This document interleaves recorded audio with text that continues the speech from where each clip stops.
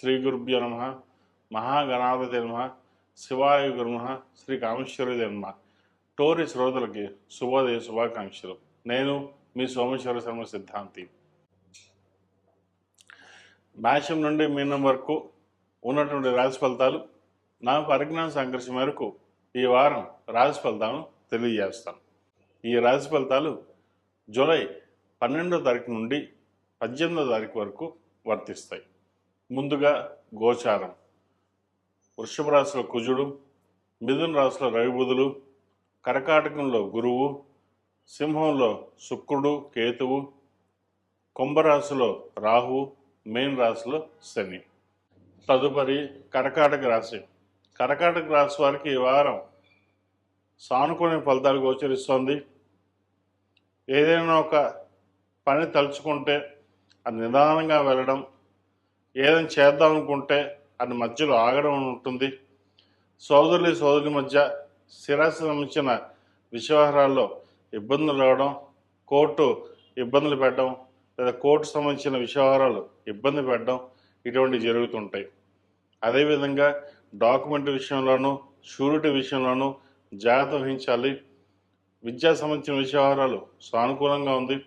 ఉద్యోగంలో స్థిరత్వం కోసం చేసే ప్రయత్నాలు కలిసి వస్తుంది. అయితే ఖర్చులు అనేవి యథాతథంగా ఉంటాయి. ₹1కి ₹2 ఖర్చు ఉంటుంది. మనసు స్థిమితంగా ఉండదు. ఏదైనా ఒక ఆలోచన చేద్దామంటే అది ఏదో రకంగా వెనక్కి అడుగు వేయడం, వెనక్కి లాగడం, ఇటువంటివి జరుగుతుంటాయి. వాటి విషయంలోనూ అదేవిధంగా ఆరోగ్య విషయంలోనూ కొంత జాగ్రత్త వహించాలి. షష్టమ భాగ్యాధిపతి గురువు జన్మరాశిలో ఉన్నారు, బలంగానే ఉన్నారు గురువు. అయితే అష్టమంలో రాహు అంత బలంగా లేరు. ద్వితీయంలో శుక్రుడు కేతువు కలుస్తున్నారు. చతుర్థ లాభాధిపతి శుక్రుడు ద్వితీయ స్థానంలో ఉన్నారు, కుటుంబ స్థానంలో కేతువుతో కలిసి. తృతీయాధిపతి అయిన బుధుడు వ్యయ స్థానంలో ఉన్నారు. ఖర్చులు ఏ రూపైనా సరే వస్తూ ఉంటాయి. దాన్ని ఎలా అధిగమించాలి, ఖర్చులను అప్పులు ఎలా తీర్చాలి అన్న ఆలోచన ఎక్కువగా ఉంటుంది. ₹1కి ₹2 ఖర్చు అవుతుంది. సరే ఒక పని చేద్దాం, ఇంకొక స్థిరాస్తిని అమ్మేసి అప్పులు తీర్చేద్దాం అనుకుంటారు. ఆ స్థిరాస్తి అమ్మడం కూడా చాలా లేటుగా అవడం, ఈ లోపల ఇంట్రెస్ట్ పెరగడం, ఇటువంటి జరుగుతుంటాయి. పర్సనల్ లోన్స్ తీసుకోవడం, అదేవిధంగా క్రెడిట్ కార్డుల వాడకం అనేది తగ్గించుకోవడం చెప్పదగిన సూచన. వృత్తి ఉద్యోగంలో చెప్పుకోదగ్గ తగిన ఇబ్బందులు ఏమి ఉండవు. మీరు చేసే కష్టానికి తగ్గ ఫలితం లభిస్తుంది. భగవంతుడి దయ వల్ల ఉద్యోగం వరకు బాగుంది, మనశ్శాంతి కొంత కరువైనా సరే ఉద్యోగంలో బాగుంది అన్న ఆలోచన ఎక్కువగా ఉంటుంది. అదేవిధంగా దూర ప్రాంత ప్రయాణాలు చేసేటప్పుడు సెల్ఫ్ డ్రైవింగ్ విషయంలో కొంత జాగ్రత్తలు తీసుకోవడం చెప్పదగినది. ఈ రాశిలో జన్మించిన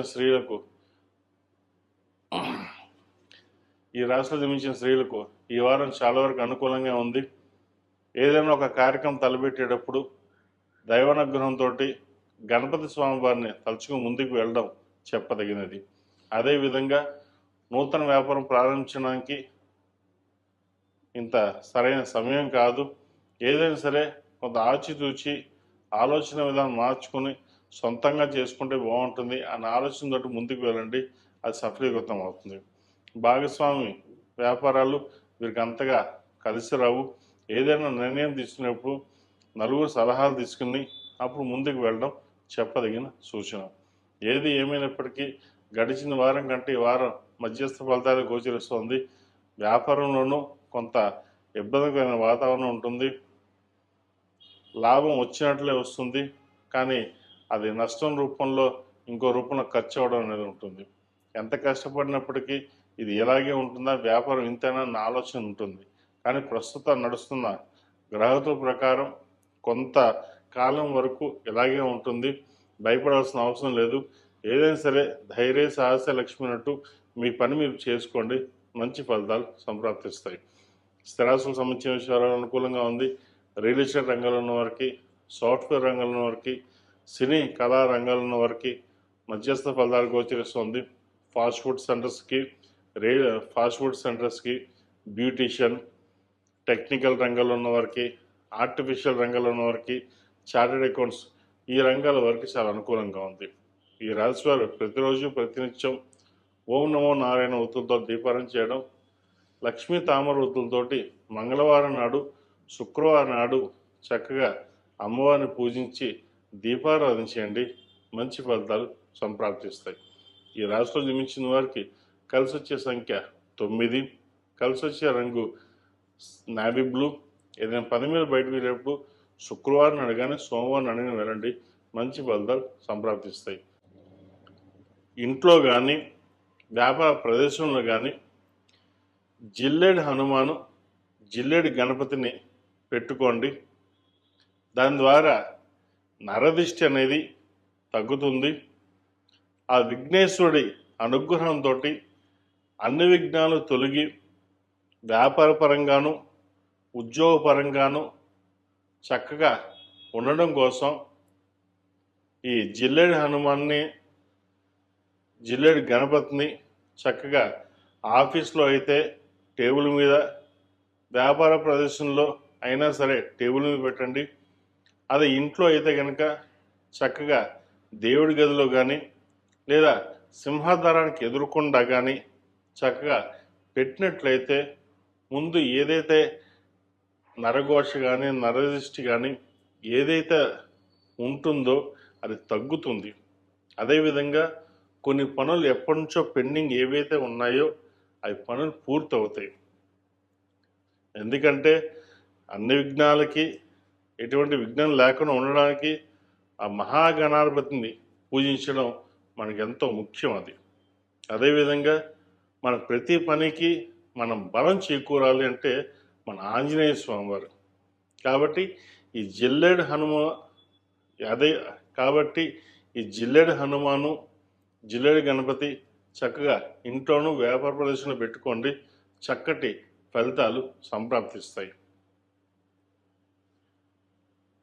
ఇంట్లోనూ వ్యాపార ప్రదేశంలోనూ ఇవి పెట్టుకోండి, తప్పనిసరిగా శుభ ఫలితాలు. అది ఎవరు ఖర్చు పెట్టరు, మీకు మీరుగానే ఖర్చు పెట్టాల్సి వస్తుంది. ఈ విషయంలో జాగ్రత్త వహించండి. స్థిరాస్తులకు సంబంధించిన విషయాలలో సానుకూలంగా ఉంటుంది. సోదరి సోదరుల మధ్య సఖ్యత పెరుగుతుంది. మాతృమూర్తికి సంబంధించిన విషయాలు చక్కగా ఉన్నాయి. మీకు ఏమైనా స్థిరాస్తులకు సంబంధించిన రావాల్సి ఉంటే ఈ వారం వచ్చే అవకాశాలు గ్రహతులు గోచరిస్తోంది. ఈ రాశిలో జన్మించిన విద్యార్థులకు కొంతవరకు అనుకూలంగా ఉందని చెప్పచ్చు. నూతన ఉద్యోగ ప్రయత్నాలు చేసేవారికి అనుకూలం. నూతన విద్య కోసం దూర ప్రదేశాలకు వెళ్ళే అవకాశాలు ప్రయత్నం చేయండి. మంచి యూనివర్సిటీలో సీట్ వస్తుంది. అదేవిధంగా చదువు మీద ఎంత శ్రద్ధ పెట్టినట్టయితే అన్ని మంచి అవకాశాలు కలిసి వస్తాయి. రాష్ట్రాధిపతి అయిన రవి లాభస్థానంలో ఉన్నారు, బలంగా ఉన్నారు. అదేవిధంగా ద్వితీయాధిపతి లాభాధిపతి అయిన బుధుడు కూడా లాభస్థానంలో ఉన్నారు. చతుర్థ దశమాధిపతి అయిన కుజుడు దశమ స్థానంలో ఉన్నారు. ప్రేమ వివాహం సంబంధించిన విషయాలలో కొన్ని ఆచితూచి అడుగులు వేయాలి. మీరు ఒక నిర్ణయానికి వచ్చారంటే వెనకడుగు వేరు, ఇలాగే ఉండాలి, నేను నిర్ణయం తీసుకుంటే మనం వెనక్కి వెళ్ళను అనే ఆలోచన ఉంటుంది. అయితే కొన్నిసార్లు పట్టు విడుపులు అనేవి ఉండాలి. భవిష్యత్తు బాగుండాలంటే అన్ని రకాలుగా ఆలోచించాలి. ఆలోచించకుండా సొంత నిర్ణయాలు తీసుకోవడం వల్ల నష్టపోయే అవకాశం గోచరిస్తుంది. వాటి విషయంలో జాగ్రత్త వహించండి. ఈ రాశివారు ప్రతిరోజు ప్రతినిత్యం దక్షిణామూర్తి స్తోత్రం, నవగ్రహం స్తోత్రం కానీ, ఈ రాశివారు ప్రతిరోజు ప్రతినిత్యం దక్షిణామూర్తి స్తోత్రం, నవగ్రహ స్తోత్రం పఠించడం చెప్పదగినది. అదేవిధంగా మంగళవారం నాడు, శుక్రవారం నాడు లక్ష్మీ తామూర్తులతోటి దీపారాధన చేయడం, శనివారం నాడు నవగ్రహ ఒత్తులతో దీపారాధన చేయండి. ఈ అష్టమ శని నడుస్తుంది కాబట్టి కొంతవరకు శని దోషం అనేది తగ్గుతుంది. ఈ రాశిలో జన్మించిన వారికి కలిసి వచ్చే సంఖ్య 1, కలిసి వచ్చే రంగు తెలుపు. ఏదైనా పని మీద బయటకు వెళ్ళేటప్పుడు ఆదివారం కానీ గురువారం అడిగిన వెళ్ళండి, మంచి ఫలితాలు సంప్రాప్తిస్తాయి. ఈ రాశి వారికి పంచమ అష్టమాధిపతి గురువు వ్యయంలో ఉన్నారు, ఖర్చులు అధికంగా ఉంటాయి. ఖర్చుల విషయం మటుకి కొంచెం జాగ్రత్త వహించడం చెప్పదగినది. అదేవిధంగా సెల్ఫ్ డ్రైవింగ్ విషయంలో కూడా కొన్ని జాగ్రత్తలు తీసుకోవడం చెప్పదగిన సూచన. తదుపరి కన్యా రాశి. కన్యా రాశి వారికి ఈ వారం చాలా వరకు అనుకూల